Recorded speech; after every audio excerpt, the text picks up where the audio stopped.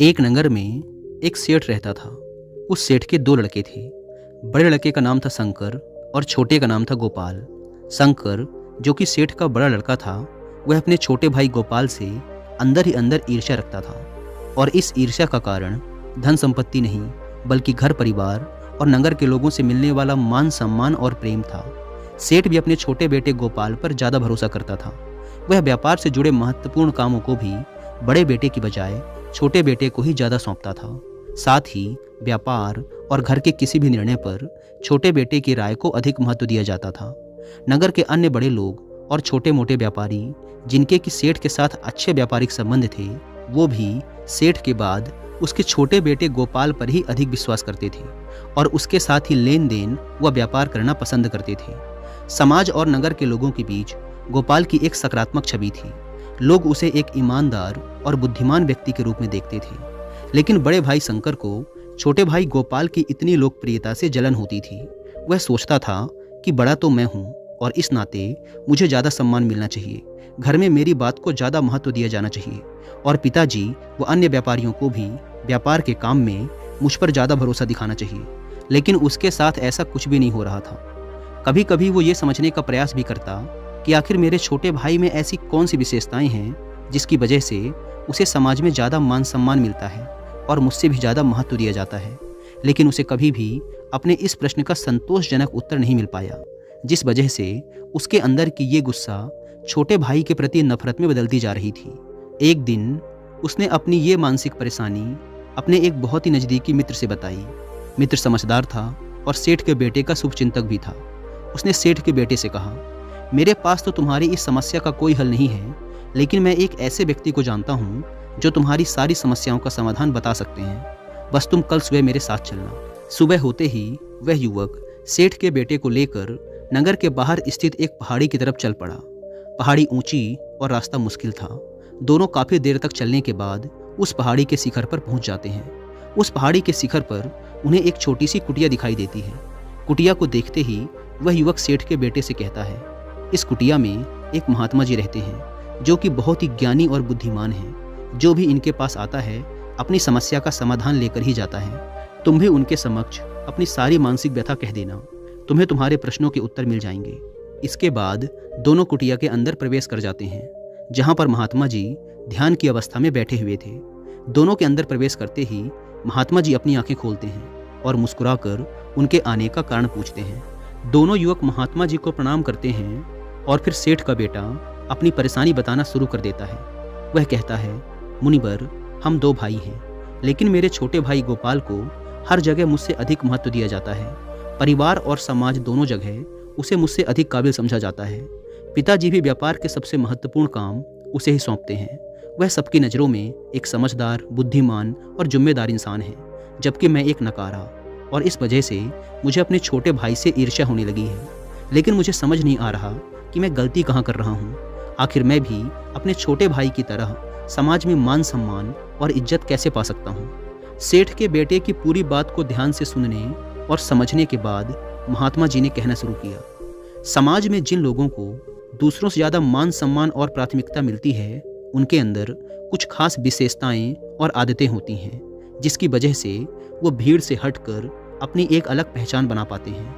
आज मैं तुम्हें 15 ऐसी बातें बताऊंगा जिन्हें अगर तुम अपनाते हो तो तुम भी लोगों के बीच अपनी एक अलग पहचान बना पाओगे और उचित मान सम्मान हासिल कर पाओगे।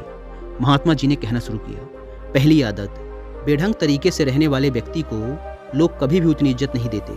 जो लोग साफ सुथरे और चुस्त तंदुरुस्त होते हैं, उन्हें लोग एक अलग ही नज़रिए से देखते हैं। इसीलिए सबसे पहले अपने व्यक्तित्व में सुधार लाने की कोशिश करो।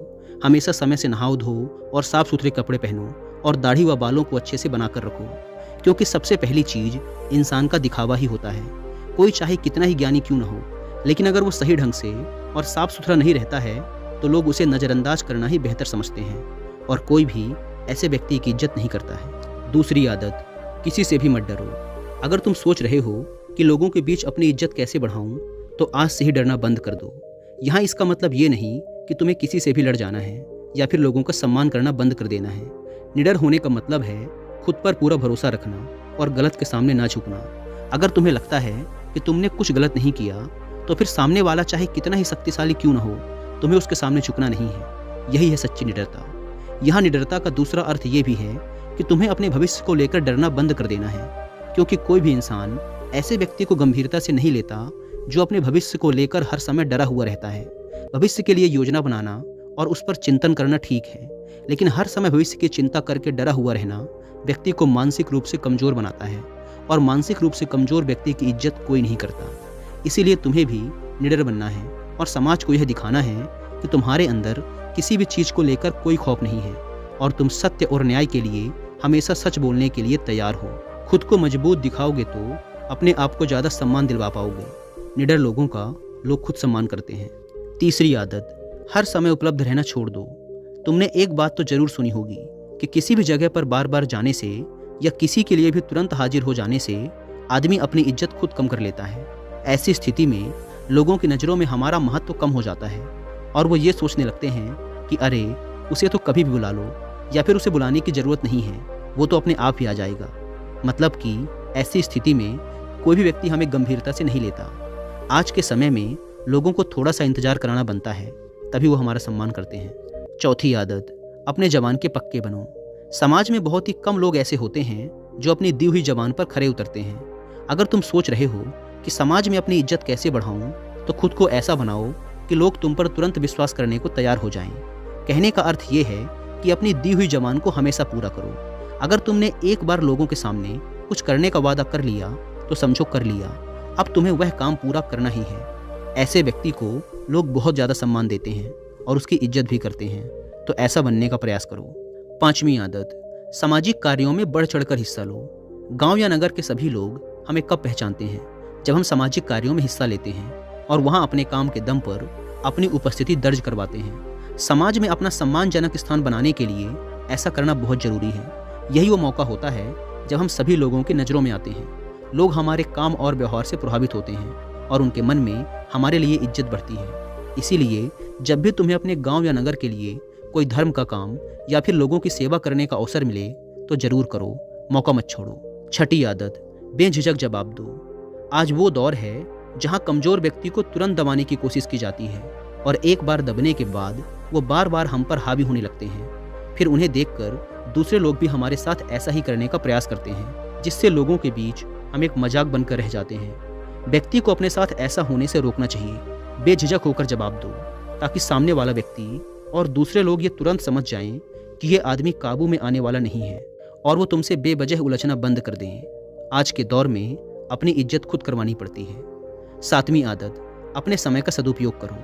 अगर तुम जानना चाहते हो कि अपनी एक अलग और शानदार पहचान कैसे बनाएं, तो आज से ही समय को बर्बाद करना छोड़ दो। हमने बहुत से ऐसे लोगों को देखा है जो अपने जीवन को इतने अनुशासन से जीते हैं कि उनकी बराबरी कर पाना मुश्किल है। यकीन मानो, हर व्यक्ति ऐसे इंसान का सम्मान करता है जो अपनी जिंदगी को अनुशासन के साथ जीता है। लेकिन अगर तुम अपने समय को यूं ही बकवासबाजी, टाल मटोल और फालतू के कामों में बर्बाद कर रहे हो तो कोई भी तुम्हें पसंद नहीं करेगा। फिर इज्जत करना तो दूर की बात, लोग तुम्हारे बारे में ताने मारेंगे और उल्टे सीधी बातें करेंगे। इसीलिए अपने खाली समय में भी कोई ऐसा काम करो जिससे तुम्हें नहीं तो कम से कम किसी दूसरे को ही लाभ हो जाए। आठवीं बात, किसी एक क्षेत्र में सफल बनो। अगर तुम किसी भी एक क्षेत्र में सफल हो जाते हो तो फिर लोग तुम्हारी अपने आप ही इज्जत करने लगेंगे, क्योंकि आज के ज़माने में लोग सिर्फ सफल लोगों की ही कदर करते हैं। तुम चाहे कितने ही बुद्धिमान और ज्ञानी क्यों न हो, लेकिन अगर तुम सफल नहीं हो, तुम्हारे पास कोई अच्छा काम या व्यापार नहीं है, तो फिर लोग तुम्हें पूछेंगे तक नहीं। इसीलिए इंसान को सबसे पहले सब कुछ भूल कर अपने काम पर ध्यान देना चाहिए, क्योंकि जैसे ही तुम सफल हो जाओगे लोग अपने आप ही तुम्हें सम्मान देने लगेंगे। नौवीं आदत, अपने हुनर और खूबियों को लोगों के सामने आने दो। कुछ लोग वैसे तो हर समय सोचते रहेंगे कि अपनी इज्जत कैसे बढ़ाएं, लेकिन उसके लिए जो जरूरी कदम है वो नहीं उठाते। समाज में लोग इज्जत करते हैं हुनर की, काबिलियत की, अच्छे व्यवहार की, न कि किसी इंसान की। आज के समय में समाज में इज्जत पाने के लिए तुम्हें अपने अंदर छुपे हुनर को लोगों को दिखाना होगा, तभी तो लोग तुम्हें खास समझेंगे और तुम्हारी एक अलग पहचान बनेगी। इसीलिए तुम्हारे अंदर जितने भी अच्छे गुण और हुनर हैं उन्हें लोगों के सामने आने दो, तभी तुम्हारी इज्जत होगी। 10वीं आदत, दूसरों से ज़्यादा ज्ञान और जानकारी हासिल करो। अगर तुम अपने मोहल्ले और नगर में सबसे ज़्यादा सम्मान पाना चाहते हो तो तुम्हें अन्य लोगों की तुलना में ज़्यादा ज्ञान हासिल करना होगा, जानकारी हासिल करनी होगी और खुद को जागरूक रखना होगा, ताकि जब तुम बोलो तो लोग तुम्हारी बातों को ध्यान लगाकर सुने। इसके लिए तुम किताबें पढ़ सकते हो और जानकार व ज्ञानवान लोगों से वार्तालाप कर सकते हो।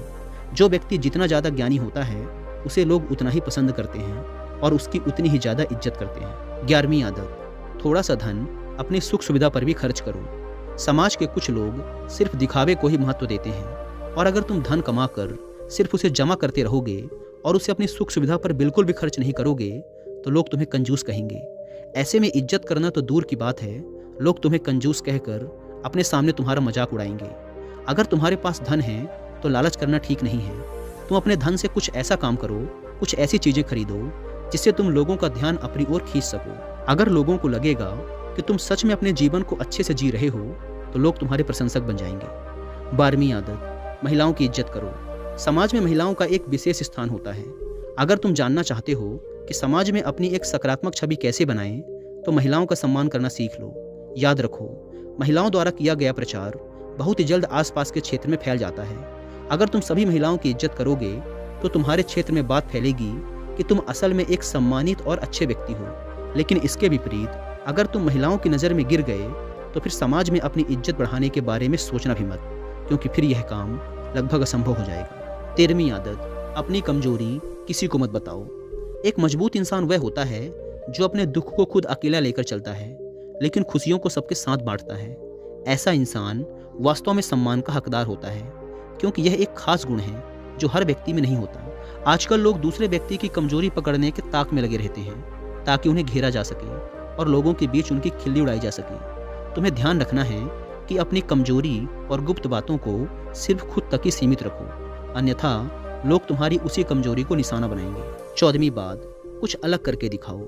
खुद की इज्जत बढ़ाने के तरीके तो कई हैं, लेकिन ये वाला ऐसा तरीका है जो एक झटके में तुम्हारी पहचान को 4 चांद लगा सकता है। साधारण जीवन तो सभी जीते हैं और ज़्यादातर लोग तो सिर्फ खुद के लिए ही जीते हैं। तुम अपने जीवन में कोई ऐसा काम कर दो जिसे सब याद रखें और लोगों के बीच तुम्हारी साख बन जाए। तुम किसी भी क्षेत्र में अपने गांव या नगर का नाम रोशन करो, या फिर कोई धर्म का ऐसा काम करो जिससे गरीब लोगों को लंबे समय तक फायदा मिले।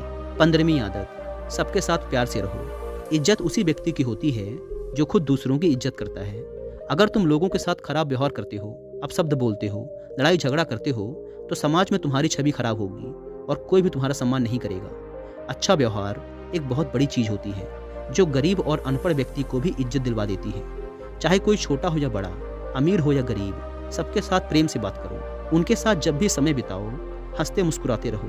इस तरह से हर छोटा बड़ा व्यक्ति तुम्हारे व्यवहार से प्रभावित होकर तुम्हारी इज्जत करेगा। अगर तुम इन 15 बातों को अपने जीवन में उतारते हो तो निश्चित रूप से लोग तुम्हें पसंद करेंगे और तुम्हारी इज्जत भी करेंगे।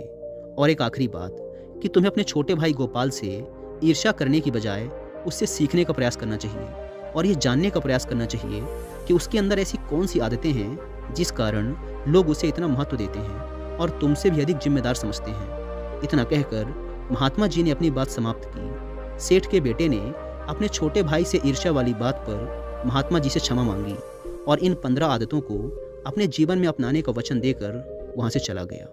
दोस्तों, उम्मीद है कि आपको यह वीडियो पसंद आई होगी और वीडियो में यहाँ तक बने रहने के लिए आपका बहुत बहुत धन्यवाद।